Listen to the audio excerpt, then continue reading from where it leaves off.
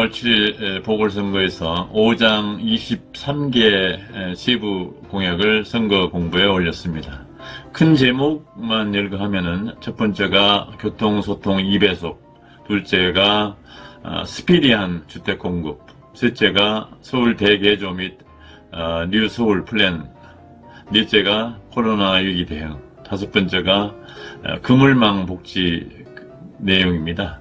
또 2021년 4월 22일 오세훈 시장이 취임식상에서 시민들에게 약속한 것이 5가지 사항이 있습니다. 첫 번째가 코로나19 방역 유지 및 서민경제 지원, 둘째가 공정과 상생으로 2030 청년 세대에게 희망을, 세 번째가 신속하지만 신중한 주택정책 마련, 네 번째가 1인 가구가 행복한 서울, 다섯 번째가 삶의 질과 도시 경쟁력을 높이는 비전 마련을 약속했습니다.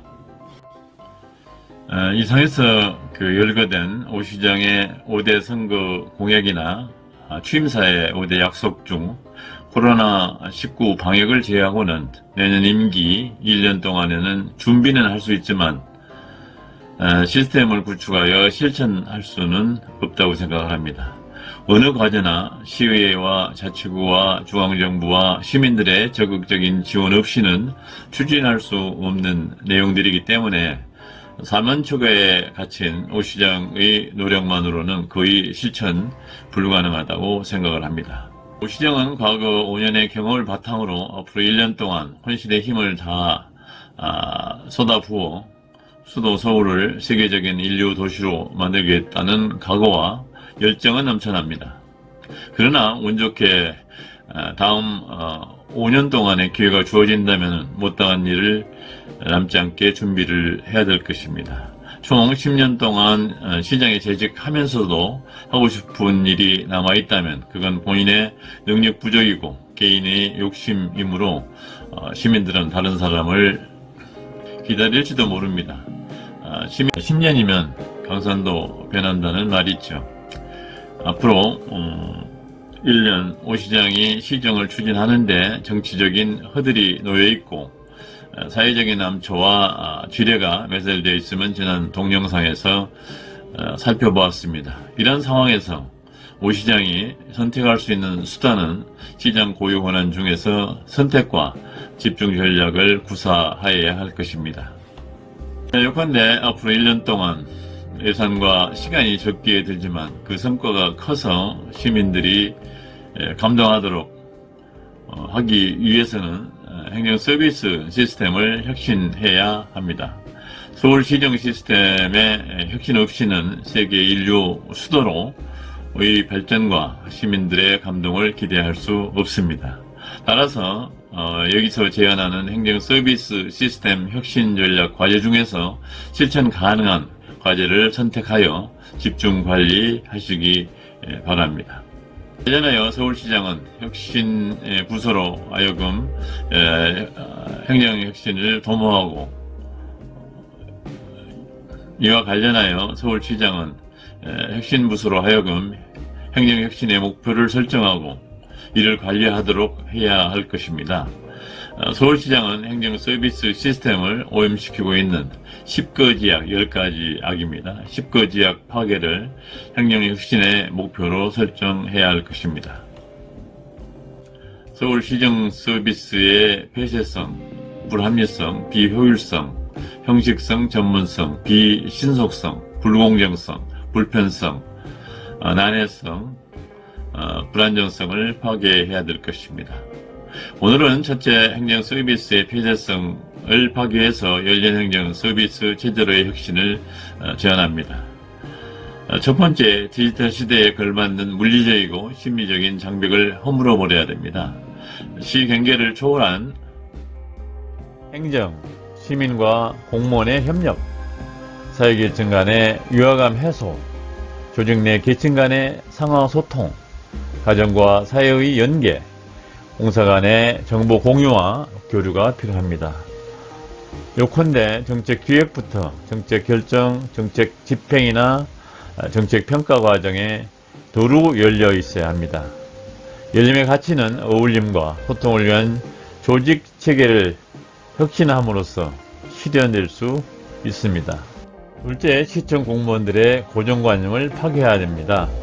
서울시청 공무원 1만여 명의 개인적인 자질과 역량은 매우 우수합니다. 그들 자원을 최대한 활용하여 서울행정 서비스 체제를 혁신하기 위해서는 최우선적으로 공무원들이 고정관념을 파괴하도록 시스템을 혁신하고 관리해야 합니다. 먼저 수직 조직에 대한 수평화를 도모해야 합니다. 인류적인 계층제보다는 조직의 특수성을 반영하는 융통성 있는 조직체계로 개편되어야 합니다. 두 번째로는 연공서열과 철로합동의 고정관념은 파괴되어야 합니다. 전문가를 영입하기 위한 어설픈 계약제나 개방제는 계약되어야 합니다. 정치적인 낙하산 인사는 조직의 갈등을 야기하는 경우가 많으므로 마땅히 지양해야 합니다. 전문가인 개방직에게는 일할 수 있는 여건과 시스템을 구축해 주고 일정 기간 경과 후 그 성과를 물어야 합니다. 아무리 우수한 인재라도 호롤단신으로 영입된 개방직자를 상관으로 모셔야 하는 부하들은 그를 왕따시키고 경원하며 기피하기 때문에 성과를 기대하기 어렵습니다. 개방직자에게는 같이 일할 수 있는 공무원을 뽑아 쓸 수 있게끔 해야 팀워크에 의한 성과를 기대할 수 있습니다.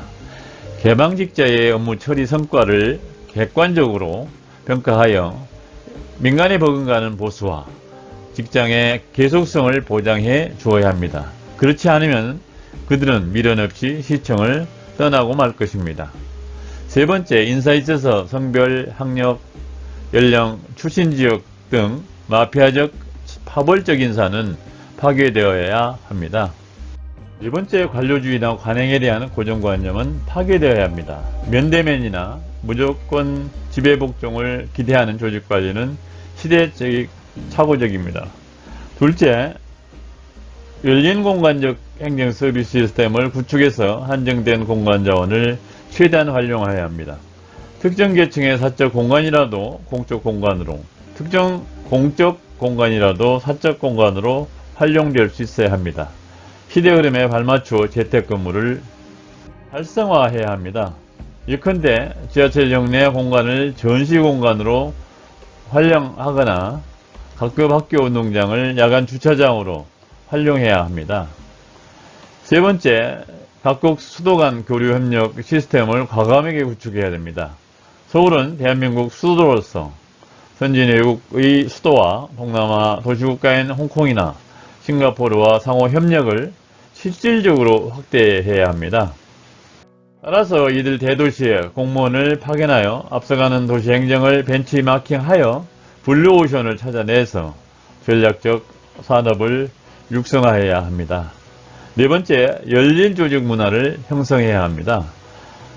첫 번째로 기관 조직원의 자율과 창의를 존중해야 합니다. 둘째, 기관 및 조직의 팀워크를 살릴 수 있는 시스템으로 혁신해야 합니다. 셋째, 학습 투자를 과감하게 하는 기관이나 조직이 되어야 합니다. 넷째, 기관의 조직이 외부 내부 정보와 지식을 교류하는 문화를 형성하여야 합니다. 다섯 번째, 시정 과정에 각종 위원회의 위촉을 공모해야 합니다. 시책에 대한 전문가나 관계자 의견을 듣는 위원회가 딜러리 세우기나 면피용으로 전락하는 경향이 있습니다. 특정 시책 추진을 위한 각종 위원회의 의사결정 과정에 주민 대표나 관련 기업의 발언권 및 방어권을 보장해야 됩니다. 각종 위원회의 위촉을 공개 모집해야 합니다. 지금같이 담당 공무원의 지연, 학연, 혈연에 의한 마피아가 형성되는 경향은 바람직하지 않습니다. 위원회 위촉이 일부 인사가 중복 연입함으로써 정부 독점과 편향에 따라 관료화가 초래되므로 이를 억제하기 위한 기준이 마련되어야 합니다. 여섯 번째로 실질적인 주민 참여가 필요합니다.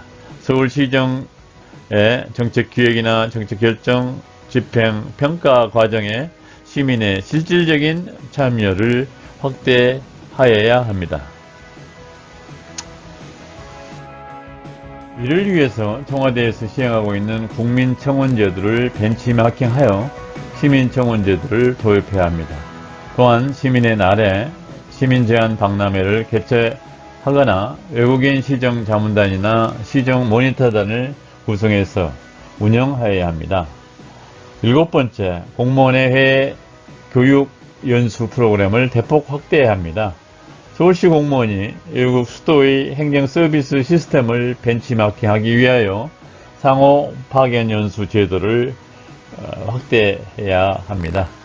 지금까지 퍽쌤의 꼰대들의 그 영상, 서울시 시민 감동 행정 서비스 전략이라는 제목의 동영상을 시청하셨습니다. 이 동영상이 시청자 여러분에게 유익했다면 좋아요 버튼과 구독 버튼, 알림 버튼을 눌러주시고 시청 소감을 댓글로 달아주시면 대단히 감사하겠습니다. 다음 시간에 뵙겠습니다. 안녕히 계십시오.